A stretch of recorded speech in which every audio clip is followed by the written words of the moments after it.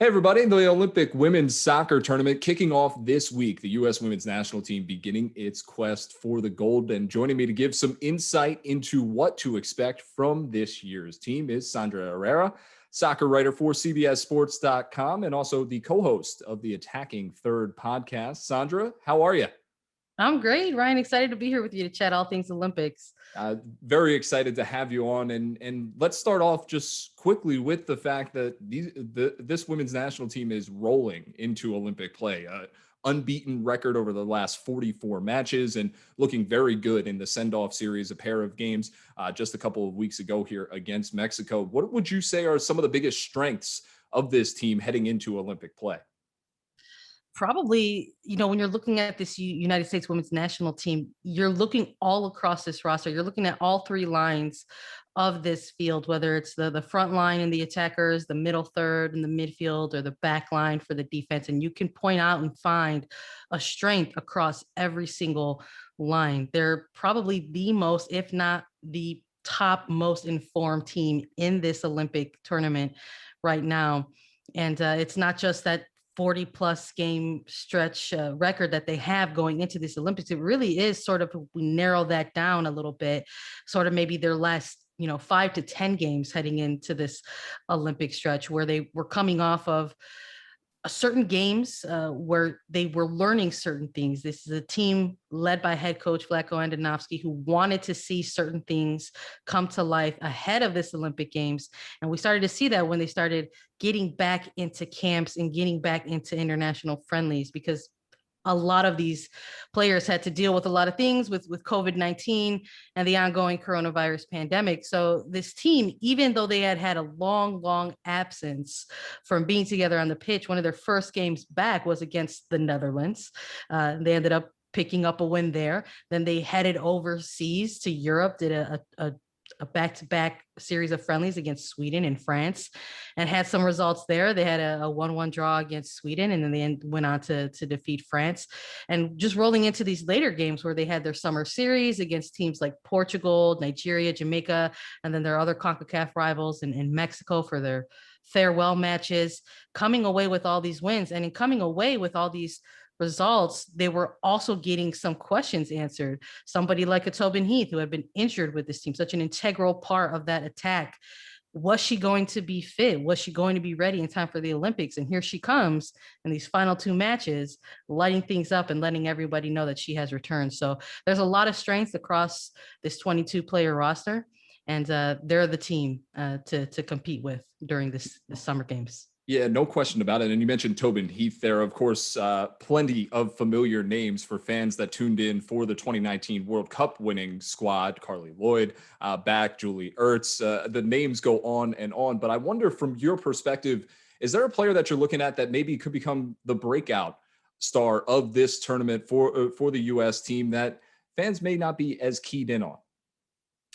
Geez, for fans to not be as keyed in on, it's hard to say, because so many of these players were a part of that 2019 World Cup winning roster, and a good chunk of them are actually from that 2016 Olympic squad over in the Rio Games.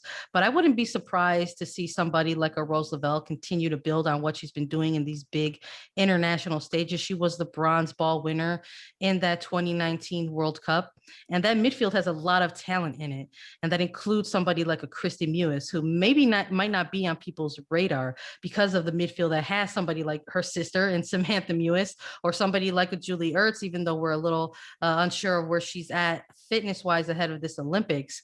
But even in the mix of all these big names, somebody like a Christy Mewis might stand out for somebody, because she hasn't been involved with the national team for the last 6 years. And she really played her way back into this stage off of the back of impressive club play. We're talking about play with the Houston Dash at the NWSL, where they went on to win a 2020 Challenge Cup final. Very impressive in the midfield, was big piece of that team, integral in that championship final.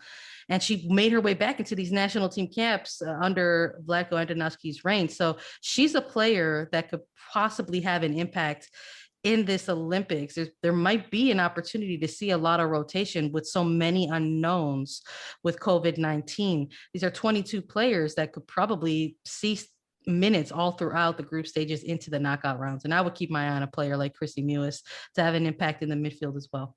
Yeah, you mentioned the 22 players. That's a bit of a change for the IOC over previous Olympic tournaments. Obviously, it was 18 players, and you could bring 22, but any of those players that were substituted out then couldn't come back into the tournament. That changing this year because, as you mentioned, the COVID pandemic. So just with adding those 4 players to this roster, the U.S. team full of depth, we've known that over the years, but just how does that maybe change things in terms of what Coach Andonovski can do here during the course of the tournament? Geez, well, you got to think it gives him more options. It gives him more weapons in his arsenal there. This is a head coach who has extensive experience coaching in the National Women's Soccer League. And he's a head coach now at the international level who holds the National Women's Soccer League of great value and great importance. So he has big familiarity with a lot of players who have put in successful stints with their clubs. That's how we're seeing somebody like a Chrissy Mewis back involved in this team. That's how we're seeing somebody, quite frankly, like a Casey Kruger, someone who was left off of the 2019 World Cup, now getting the opportunity to represent her country as an Olympian in these Tokyo Games. And sort of looking at these pieces and sort of seeing where they can slot it on the pitch and how they're going to come into play. It might be in very specific game time scenarios. If you need somebody to maybe kind of come in and close down a very tight game, you can look to somebody like Casey Kruger, who is somebody that a lot of her teammates, a lot of her peers refer to as one of the best 1v1 defenders in the world, or somebody like a Chrissy Mewis, who has a big physical presence in the pitch, can kind of maybe disrupt things if the U.S. have struggled opening some things up. So I'm looking forward to seeing all of these players, quite frankly, possibly get time on the pitch during the games. Now, we've mentioned, obviously, this is a team with a ton of strengths across the board, whether it be in the attacking line, the midfield, or in defense. But I do wonder, as you head into tournaments like this, you're always trying to find those areas that may be of concern for a team. And you mentioned, obviously, we saw some of the questions that were surrounding this team answered during the send-off series. But what are some of the concerns that you still have heading into group stage play here during the course of this week and then on into the knockout rounds at the Olympics? I think there was a real question mark for some people in terms of the attack. I think they were so used to, we're almost kind of privileged in a sense, a little bit spoiled to see this U.S. women's national team be so lethal in front of net, and to sort of see some of these final games ahead of the Tokyo Olympics where they were very narrow scorelines up until those Mexico friendlies. People might have been a little bit concerned about the lack of goal scoring, but that's not for lack of effort. They've got an incredibly talented attacking core.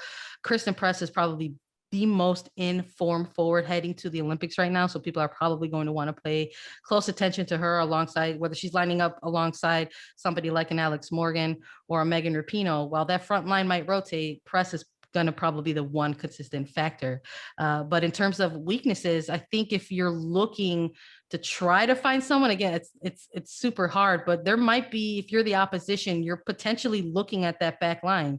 Somebody like a Crystal Dunn is, quite frankly, probably one of their better defenders. She's an attacking outside back. She has the ability to cover a lot of space out on the flank. But when you're looking at maybe the center back duo, when you're looking outside to the veteran outside back in Kelly O'Hara, there might be some looks from the opposition where they say, hey, there's maybe a little bit of lack of speed, a little bit of lack of pace. Maybe we can try to expose those areas, but we'll see. They're gonna have to catch these defenders on a real off day to try to make sure that they expose them.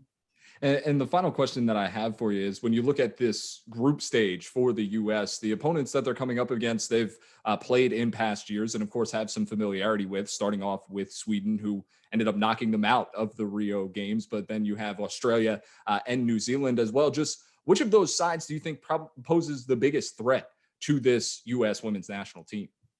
Yeah, hands down, it's absolutely Sweden. They've been a rival of the United States women's national team for many years. This is going to be, they've met over 40 times against each other. This is going to be the third time they've met specifically just in the Olympics.